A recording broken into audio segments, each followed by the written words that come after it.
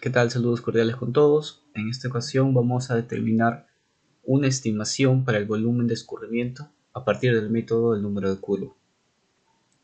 Esta ecuación que vemos en la parte izquierda superior que nos representa el volumen de escurrimiento va a estar en función a tres diferentes parámetros. La precipitación, que vendría a ser el insumo de entrada para nuestro cálculo, la abstracción inicial, que es parte de la retención, interceptación de la vegetación e infiltración del terreno previa a la producción del escurrimiento. Sus unidades, al igual que en la parte de la precipitación, son en milímetros de lluvia.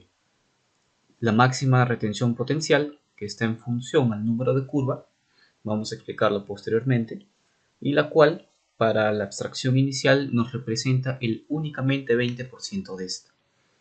En base a estos factores, vamos a poder estimar de manera teórica este volumen de escurrimiento. En la parte derecha se puede observar una gráfica que nos puede ayudar a contrastar los resultados que vamos a tener en estas tres ecuaciones diferentes, en la cual en la parte inferior se encuentra la lluvia acumulada en pulgadas. Una pulgada es 2.54 centímetros, y a la parte izquierda en el eje Y vamos a ver la cantidad de escorrentía directa acumulada en pulgadas de agua, ¿no?, en función al número de curva que vamos a ver en el centro de la imagen, ¿no? Para poder hacer un poco más didáctica esta explicación, vamos a colocar un pequeño ejercicio propuesto que, para ser sinceros, es bastante básico. Vamos a subir posteriormente un video con un ejercicio un poco más complejo, ajustado a ciertas características de un terreno real. Sin embargo, en esta ocasión es un ejemplo ilustrativo para aplicar y poder determinar el volumen de escurrimiento estimado. El ejercicio nos indica que deseamos conocer el volumen o la lámina de escorrentía generada en una microcuenca para un total de 450 hectáreas, con grupo hidrológico C y condición hidrológica buena. Hay que recordar que el grupo hidrológico del suelo va a estar definido en base a 4 grupos: A, B, C y D, los cuales están en función al potencial de escorrentía que estos generan, así como la condición hidrológica. Nos va a representar la capacidad de la superficie, en este caso de la cuenca, de la microcuenca o de la unidad hidrográfica, para poder favorecer o dificultar el escurrimiento directo que se genere en esta por medio de una lluvia o una tormenta. Entonces, estos dos conceptos también se van a profundizar un poco más en un video posterior que se sube al canal. Continuando, se indica que se presenta la siguiente distribución de áreas: 200 hectáreas de cultivo de frutas con surcos rectos y 250 hectáreas de bosque denso. La época considerada para la estimación es el mes de noviembre, para este caso ficticio, donde la humedad antecedente corresponde a la condición de humedad antecedente número 2, la cual es un suelo medio húmedo, en una estación húmeda. Además, considerar que para el periodo de noviembre, en este caso considerado, la precipitación máxima a considerar es de 85 milímetros en un total de 24 horas. Podemos ver a la parte derecha una representación bastante simple de lo que nos propone este ejercicio.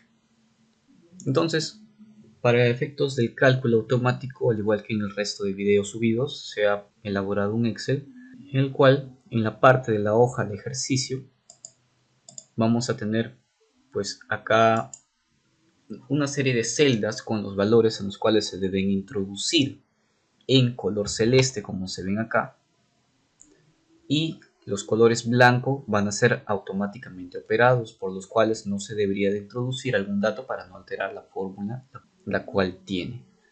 En este caso, la precipitación, de acuerdo al ejercicio, nos indica que es un total de 85 milímetros de lluvia para 24 horas.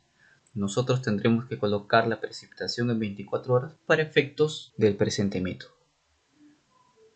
Nuestro grupo hidrológico corresponde al grupo C y la condición hidrológica, una condición buena.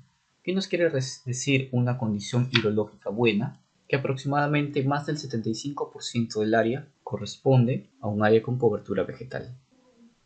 En este ejemplo considerado se cuenta con un porcentaje grande de la unidad hidrográfica, que en este caso es una microcuenca, con valores de cobertura vegetal relativamente grandes, como se mencionaba, ya que tiene bosque denso y de aparte los cultivos, que también representan las coberturas, ¿no?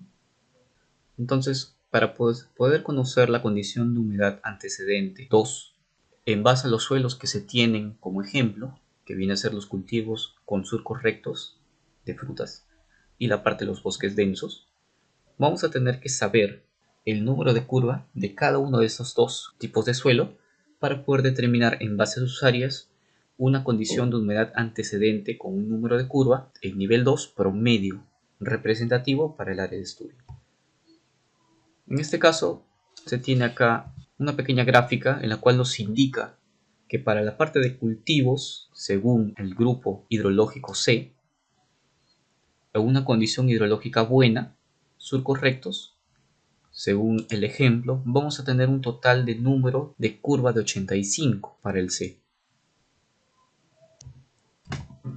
Y de igual manera para la parte de los bosques, vamos a tener que para una condición hidrológica buena, según el grupo hidrológico C, se tiene un valor de 70. Entonces, con eso vamos a poder determinar de toda la unidad hidrográfica la condición de humedad antecedente en nivel 2 promedio en base a estos dos tipos de suelo. Ahora vamos a estimar el porcentaje promedio de cada uno, a la cual tiene estos números de condición húmeda antecedente. Tenemos que para el cultivo con surco recto, según el ejemplo, es de 200 y de los bosques es 250.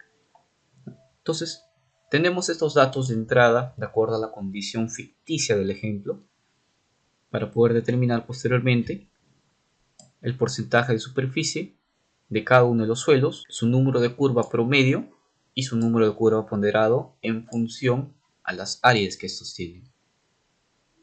Entonces, se hace la multiplicación, porcentaje de superficie por el número de curva. De igual manera, para la segunda área, que corresponde a la parte del bosque, vemos que corresponde según las áreas de estos, y el número de curva ponderado del terreno vendría a ser la operación de suma de ambos, ya que ambos suelos se encuentran dentro de la misma unidad hidrográfica. Entonces, el número de curva promedio según el área, un promedio ponderado, vamos a tener que para la unidad hidrográfica es de 76,67 unidades. Una vez que ya se cuenta con el número de curva, la parte de la abstracción inicial y la retención máxima potencial son calculados de manera automática por la hoja Excel. Vamos a tener que esta máxima retención potencial va a estar en función al número de curva. En la operación 25.400 entre el número de curva menos 254. Entonces vamos a tener que esto vale 77.3043 milímetros de retención según la lluvia. Y la abstracción inicial es el 20% de este valor, la cual nos da un total de 15 milímetros, 15.5 milímetros de lluvia.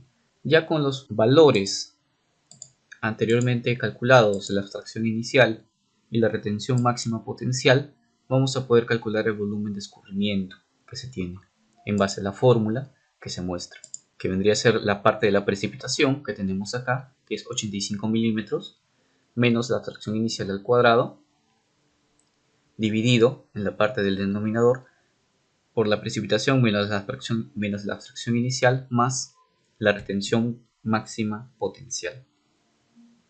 Esto nos va a dar un valor de un total de 32.93 milímetros de lluvia, las cuales van a ser el volumen escurrido por causa de esta precipitación con las condiciones que teníamos en el ejemplo para esa unidad hidrográfica.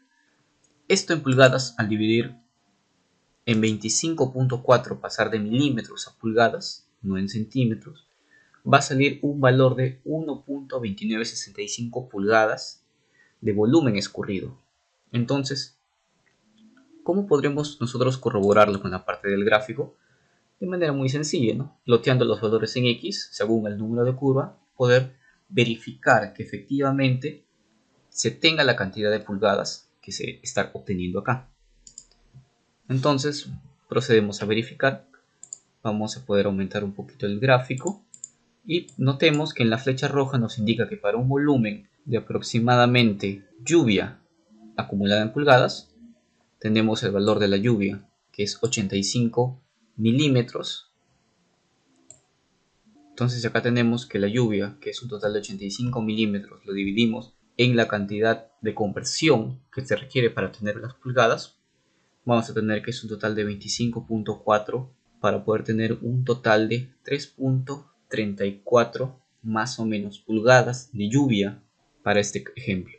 Entonces ploteamos este valor de 3.34 que más o menos corresponde en el eje X al valor de la flecha roja, y este valor, según el número de curva aproximado que tendríamos de 76, que vendría a ser un poco más arriba que esta curva de 75, nos va a poder arrojar el valor en el eje Y de 1 punto y tantos, que vendría a ser menor a 1.5 y más o menos en el medio estaría entre 1.25 y 1.30.